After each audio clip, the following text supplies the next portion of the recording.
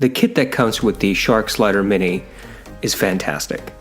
The backpack, although at first glance it may look like a gimmick, is actually very nice. It's made of very durable material.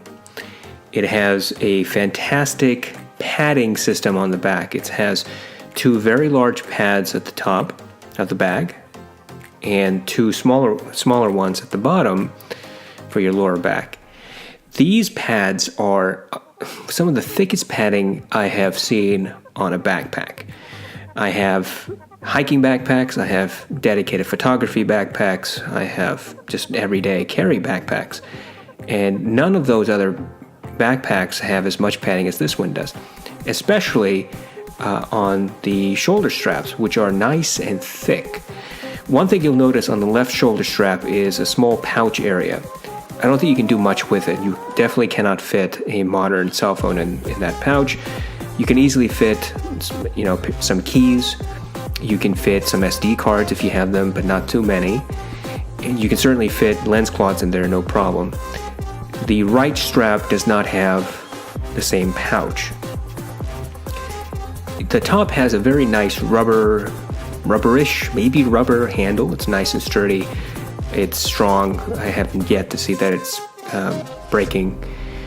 The front of the backpack has two pouch areas, very large pouch areas. The first one is the larger of the two, and in there I have put my two Aukey external chargers. I think they're 20,000 or 24,000 milliamp chargers, plus two cables, and we'll talk about why I have those later.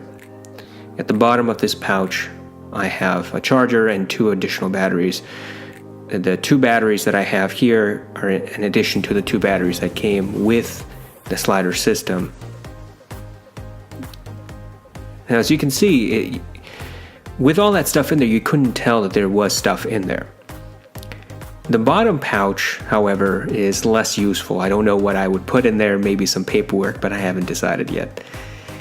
On the side, you have a water bottle holder, although you can also hold your tripod there if you wanted to.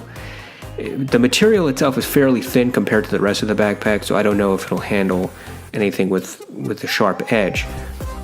There's also a water bottle holder pouch area on the other side as well, which is nice because most backpacks, even photography backpacks, only give you one. The back also has two additional features. The first is a pass-through, so you can put this backpack on a cart at the airport, train station, wherever, so you can carry it around on top of your additional luggage.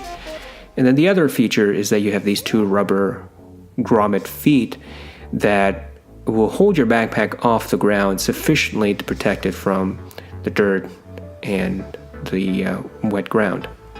The backpack opens from the back itself, which is really nice because it then tends to protect your backpack and your materials a little bit better, especially from thieves. That's what I just showed you there is the rain pouch. I don't use it. There's another cover pouch, which my dog is inspecting here. That cover pouch covers the guts of the backpack, which is hollow. All of this is modular, so you can change everything in here because it's all Velcroed together. It's very well padded. So this is what you get in the backpack, in the kit. You have two rails. They're very well made rails. They are machined aluminum, I think. They're very heavy. Well, they're heavy for rails. I think that I've used lighter rails, not carbon fiber rails, but lighter rails. These are on the heavier side. You also have the head on the top there that I showed you. There's a cart in the middle.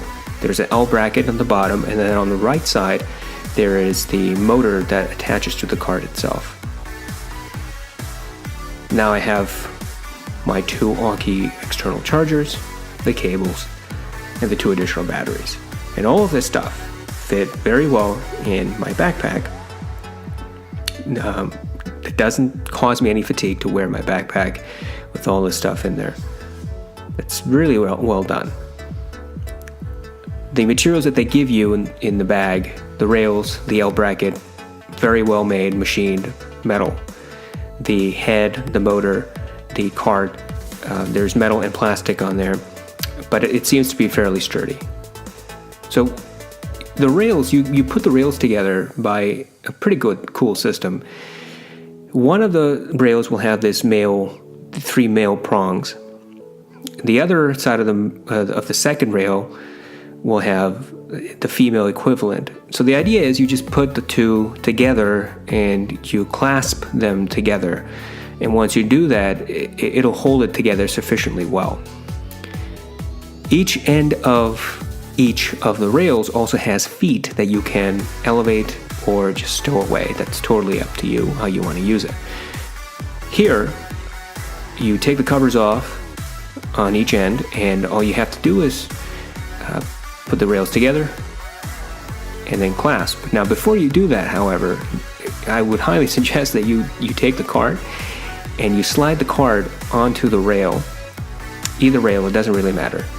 There are 4 of these rollers on the bottom, and all you got to do is slide it up and gently roll it into the slot, and it'll stay. It's not going anywhere. In fact, you don't have to press any button. You don't have to do any gymnastics with this thing. You just kind of easily slide it in there, and it'll smoothly roll. And now you've got the cart on the rail. Once you have that, you just need to put the rails together, clasp them on one side, and then clasp it on the other side. And you can see how the gap just disappears. So there's no gap. And you can see where the seam is, but once you move the cart over it, you can't tell that there's a seam. There's no bump, there's no frustration moving the cart. It's silky smooth. Now once you put the cart there, you can see that there's a cog, a wheel on the side of that cart. So it's there for a reason because the motor for the cart attaches to the side. And this motor has a male version of that cog. And so all you got to do is just line it up and push it into position. You don't have to press any particular button. You don't have to do anything. Just line it up, and with gentle force, you'll hear 2 audible clicks, one on either side of that motor, and now it's attached, and that's it. The head will screw on top of the cart just like you would screw on the head on any tripod. It's not difficult. Just line it up and screw it on. With the head screwed on, you'll see that there's one side that has kind of this RE rosette looking thing, and it's there for a very good reason. There's an attachment, the L bracket, that will attach to that RE type area. So the L bracket allows you to carry heavier loads. You can carry up to 6 pounds, roughly 6 pounds of gear with the L bracket attached. The L bracket is an additional accessory that it doesn't come with the kit, at least not currently. I think it's well worth the investment. All you got to do is line up the 2 RE type things and just screw it on. Don't have to put too much force, don't over tighten, just screw it on so you know that it's there. And that's it. Now once you have that on, your camera is going to go on that L bracket. It's not going to go on top of the head where it normally would. You shouldn't put 2 cameras, one on top of the head, one on the L bracket. That would really ruin it. So just pick one or the other. And if you have the L bracket on, use the L bracket. Now I'm going to show you how to power the slider with the external chargers. So I have my Alki charger, and I'm going to just show you very quickly that you can actually charge and power the head. You just have to plug the head in to the charger, make sure the charger is on, there it is, and then turn on the device. Now, I made a mistake here. I thought it was just one button press. I keep forgetting that it's not. It's just like DJI where you have to press it once and you have to press it again quickly and hold it. And I was having a little bit of a difficulty there. Not the fault of the slider, it's just me. But once you press it, once you get it right, you'll see the lights light up, and the head's going to go through its calibration programming, and then it'll be ready to use. You have to do the same thing for the cart. So that's why I have the second Alki charger, one to charge the head, the other one to charge the cart. At the same process, and the cart too will go through a calibration process. So once everything calibrated, everything is powered on, you can use your slider. Now, what do I think of this? I think it's a very good investment. I think especially if you don't have a slider, you want to get into a motorized slider, this is a very good option. It's much cheaper than many of the other options out there. I think that the fact that you have an app that lets you control with a good amount of precision the function of the head and the cart gives you a lot of opportunities to elevate your video. It's also very good for photography if you're into landscape, time-lapse photography sort of stuff. This is going to be of some benefit to you.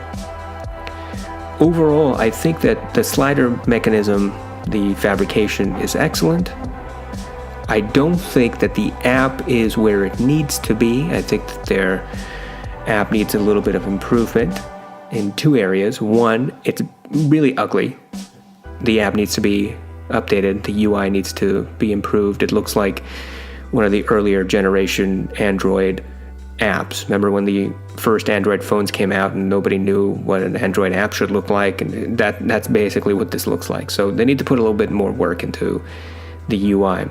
The second is that over the course of, say, an hour use of this slider, the slider will lose Bluetooth connection with the app maybe twice. So over the course of an hour, I'll lose connection twice. Now doesn't sound like a big deal, but it is if you're in the app and you're really programming the movements and you're halfway done with the programming and all of a sudden you realize you can't do anything because the slider has disconnected. Not that it's lost power, but it's disconnected. You gotta get out of the program or get out of the movement phase programming and reconnect and then go back in, and then you gotta reprogram everything. And that can be a hassle when you're in the studio, but imagine if you're out in the field and you've choreographed this and this is how you want to particularly do it, and you've got it programmed and you're ready to go, and you're about to hit that play button and then connection's lost. Now you gotta get out and reconnect and do the whole thing again. That's a real pain. I think that iFootage really needs to address that more than the ugliness of the app. But they need to do something about that fairly quickly, because that can become a really bad thing for videographers and photographers out in the field.